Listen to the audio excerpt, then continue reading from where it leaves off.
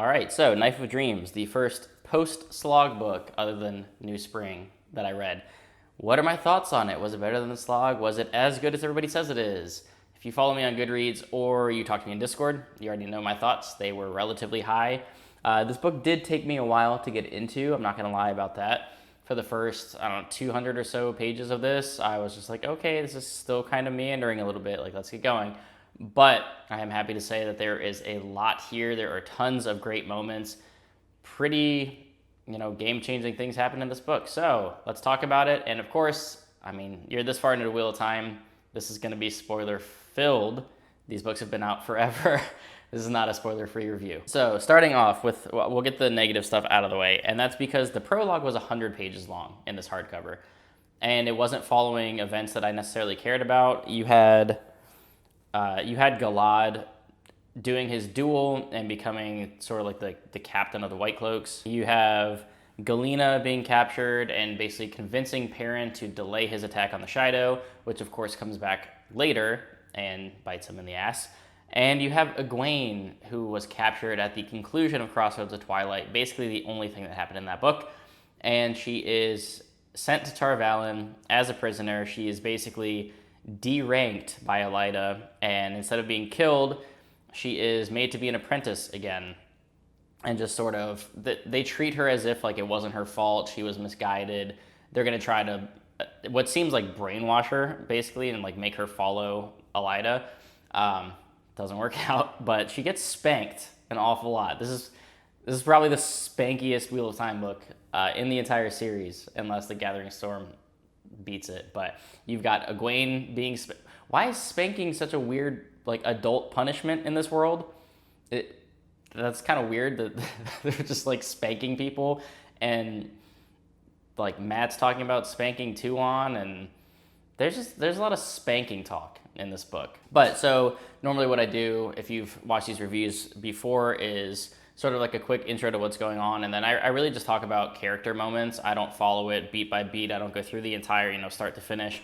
So I'm just going to start with Perrin. Perrin's chase of Fael finally ended, which seemed like forever since the end of Lord of Chaos. He's chasing Fael. So we finally get that conclusion, which also brings back Tam Althor, which was awesome. I was calling him Daddy Althor in Discord because I was making a bunch of sexual jokes because I'm a child. But Tam obviously has these Two River Longbowmen with him when Perrin and them finally get to and defeat the Shido in combat. Just like the force that they faced in that battle, there's thousands more coming. They have to kind of pack up and get out of there. But he finally reaches Fael. They have their reunion moment, and then honestly, this book did a lot for not just Perrin, but for Fael, because Fael to me wasn't that interesting of a character in a lot of these books, and I couldn't stand the moments in the books previously. I think like A Crown of Swords especially had this, if I'm remembering correctly, where it was Perrin and Fael dealing with her parents, and there was just this weird dynamic about like what he should be as a man and their relationship, and then I hated the entire like chasing after her for several books. So I'm glad that that's done. They're reunited, and then Fael actually seems to be sort of a strong character to those around her and is helping people and like getting shit done right away. And Perrin, of course, is doing that as his sort of like battle commander that he is now. I loved the interaction with Perrin and Tam, where Tam is like, so is he the Dragon Reborn? And Perrin is just like, dude, this is the reality of the world now. Like, yeah, without even like saying anything, he just kind of gives him a look like, What's interesting though is, and they talk about it in Perrin's chapters too, is I really thought that, and I guess it kind of makes sense that people don't necessarily just believe it right away. I thought that the cleansing of Sidene was going to be a bigger story moment for the rest of the cast after Nynaeve and Rand did that. No one seems to really believe it. There are tons of people, Perrin included, that's just like, yeah, of course, there's no way it's cleansed. Like, I don't believe that. And there's just a lot of people that aren't buying into it. So I guess it kind of makes sense that, word doesn't travel all that fast in this world. And this has been a thing forever. So I guess it makes sense that people are skeptical that it's not cleansed. And there's still that worry of men going insane and burning everything down. And of course you have Perrin not almost die, but is it Aram that basically accuses him of being a dark friend. Like, he looks at his yellow eyes. He knows, he's got some stuff to do with wolves and doesn't trust them. And he's sort of been brainwashed and convinced that he's a dark friend. So they fight it out. And then Aram takes a couple arrows to the back and dies. So Perrin's safe, Fael's safe, Tam's alive. Let's go. And then they pack up and they kind of get ready for the next battle because there's thousands of more Shido coming. Mat had some great moments and also some crappy ones. I don't love Tuon at this point. I know she's going to become a mainstay in the story. We do get some Tuon POVs. It's whatever. I don't like their relationship. I don't like Mat's relationships with women in this story. I didn't like that he got raped by Tylan and then basically Stockholm Syndrome into being in love with her, it seemed like, and he was sad when she left and like sad that she died, and just that whole thing was gross and weird. And then now with Tuon, now it's like, oh, the prophecy says that you're going to marry the daughter of the Five Moons, which it happens, they get married, but it's basically because she's hot. That's why he likes her, and the prophecy says so. Maybe it gets expanded on. I don't know. I don't trust that it will because the relationships in these books aren't great. And God, I was so sick of her calling him Toy. And it actually made me laugh out loud when I got to the point of the book where it's a Tuon POV, and she's even thinking of Mat, and she doesn't call him Mat in her own head. She calls him Toy. It's so obnoxious, and just like him calling her Precious in return to try to like combat being called Toy, it was so, it was a lot. It felt like it was 150,000 times. Apparently it's only like 35, but there's 1 or 2 chapters where she calls him Toy, I think like 20 times or something. It was excessive. But now that they are married, he gets to get called husband, which, just call him Mat, you weirdo.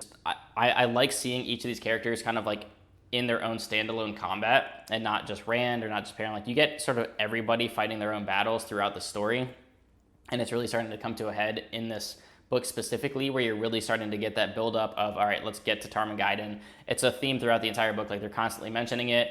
Logain says it. Everybody's saying, like, this is all for Tarmangayden. Rand too. And you see that these characters are going to be great in whatever this final battle looks like. I can't imagine currently what the scale is going to be, because I think the largest battle that we've seen so far is probably Dumai's Wells. I assume it's far larger than that. I'm getting sidetracked. Back to Mat. There was this really trippy scene, I think it was relatively early on in the book, that was really cool too, when Mat and Tuon and them, they come across like a village, and all of a sudden Mat sees this peddler in the road, and like they all just start like sinking into the ground and screaming for their life, and then it's gone. And like no one else ever saw it, like no one believed, like they walk over it, there's nothing there. I was just like, what the fuck was that? And then of course the highlight of Mat's chapters in this book is Moiraine is alive. So I went a little crazy when I read this moment, because I was like, yes, thank you finally for validating that, because if you don't see a body, they're not dead. And everybody was telling me that she's dead. If she's still dead, I'm going to be pissed, because everybody said that they had to make it convincing. So basically she had written letters to people, and she had written a letter to Tom and Mat basically saying, look, it's going to be really convincing that I'm dead. I have to make it believable. Lan's going to think that I'm dead. Everyone's going to think that I'm dead. Mat will know how to find me and kind of like leave some clues. So they kind of put that in the back of their minds. Mat and Tom are going to find Moiraine, which obviously it doesn't happen in this book, but I expect throughout part of the Gathering Storm and maybe even Towers of Midnight, it'll be sort of his quest to go find her. I don't know how much that's going to be involved, but obviously, yay, Moiraine's alive. That's awesome. And I also have to wonder, though, is Lanfear also going to be alive? Because maybe she knew that she could take her to where they went and then kill her, but I kind of have a feeling that Lanfear's still alive too. So, interesting. We'll see. Egwene, her chapters where whenever there's like a lot of other Aes Sedai POVs or Tar Valon, like without Min and Elaine and Egwene, like when they were all originally going through it, it's just not the most interesting storylines for me. So Egwene's chapters, at least for like the first 50% or so, weren't that interesting to me, but you see that she's sort of turning heads around. She's changing minds about, like, while I didn't love the chapters, I love her as a character, and I like that she's taking her position as the Amyrlin seat so seriously, and she is not recognizing Elida's authority. She's getting people to come to her side, And you really see that to fruition when she walks into, I think it's like the cafeteria or whatever it is, and everybody sort of stands up for her. And it was like, here you go, like, here's your food, here's your drinks, like, you're our guy. So it's really cool to see that sort of like power struggle going on in Tar Valon, because she's not just gonna be an accepted or be a novice and be okay with that. Like, Elida's there basically illegally because she overthrew Swan. So I'm looking forward to what is going to happen there, because is it just going to be she turns enough people against it so like there's an internal civil war at Tar Valon and it's just going to be a big Aes Sedai fight? Who knows? But it's definitely, Egwene's a powerful character, and I want to see where that goes beyond that and how that all ties back into this last battle, which it seems like everything was preparing for the final battle. And I think that's, I guess, from learning about through other people's videos and like people talking about it and stuff, that Robert Jordan had initially, and I didn't even know this until recently, he had initially meant for A Memory of Light to be the next book and finale to the book, to the series. And I don't even see how he would have wrapped it all up in one more book. Like, I think it makes sense that Sanderson extended it to Gathering Storm Towers of Midnight and then A Memory of Light, because in Knife of Dreams, like, yeah, you have a lot of like gathering going on, but there would have been so much ground to cover just to do one more novel and wrap all this up and get everybody to Tarmogoyden and fight the Dark One and win. So I wonder, it'll be curious to see, and like I said this before, and I think I mentioned it in Goodreads, I wish we could have seen Robert Jordan's ending to see how he wanted to wrap it up from this book to the next one. But I feel like it's going to be a good thing that there's actually more books to expand from this book, because it would have been a hell of a lot of work to get to the ending from where we left off here. Elaine, again, not the most interesting to me. Personally, I don't love her as a character. I don't hate her either, though. It's just kind of like, hey, yeah, it's another chapter in the books. But what is good is she is basically, I think by the end of it, she got like all 12 of the armies or factions that she needed to sort of like get to her side. She had, I know it specifically said she had 11 of the 12 at one point. I think she has all of them. But she sort of gathered all of her like army and mercenaries and people to her side to support her going forward, so that's good. Loyal's back, and he gets married. And also, I've been saying, where have the Trollocs been? They were all over the first couple of books, and then they vanished, and they reappear here, and they attack Loyal and Rand. And this whole scene, well, one, I was happy to get Loyal back, because I feel like even though he's saying like he has to go and like be married now and be away from stuff, I think he's gonna be part of the final battle. Rand and Lews Therin fighting over control of Rand in his mind was excellent. That was so cool. And Lews actually taking over and just like throwing out death gates and fireballs and like all this magic that Rand has never been able to do, that I haven't even seen mentioned in the series. Lews Therin is strong as shit, and he was just murdering Trollocs by the dozens, by the hundreds, however many there were. He was just annihilating them. And that was super cool, because he's been fighting with him, you know, this entire time and kind of going crazy. And this was the first time that Lews has like completely just taken over. And then the aftermath of that battle, he's still holding on to the power. And Logain and everybody's like, bro, you good? Like, why are you still holding on to the power? And Rand like can't let go, because Lews is just trying to kill himself basically. And they have that great dialogue back and forth where Rand is finally just like, look, he's like, don't die now. We can die at Tarmogoyden, okay? Like, chill, bro. And then he kind of recedes back. But that, just seeing, one, the power that he has, because it's such a soft magic system, you can kind of do a lot of things, and there's just like endless possibilities of what magical abilities he's capable of. So I have a feeling, one, that Rand might lose himself to Lews Therin at some point, maybe even during the final battle, or I don't know, hopefully he's strong enough to overtake that and not just die. We'll see. I'm kind of worried about him. Oh yeah, and also Rand loses a hand in this book. He gets it burned off by was it a dark friend in disguise as an Aes Sedai? Or he thought he was going to see Tuon, and it was, what's her name? Semiraj? Semiraj? Is that how you say it? In disguise, and she like burns his hand off. So now we have a one-handed Rand. We'll see what that does to his power. We also get some good moments with Nynaeve and Lan, a little bit more expansion on their relationship together, and basically, like, Lan wants to die, right? Like, he doesn't have Moiraine, he wants to just go do battle and die, and Nynaeve just, like, drops him on the edge of the world. It was like, go recruit some people and meet us at the final battle. Like, you're gonna stay alive, because I'm not letting you die.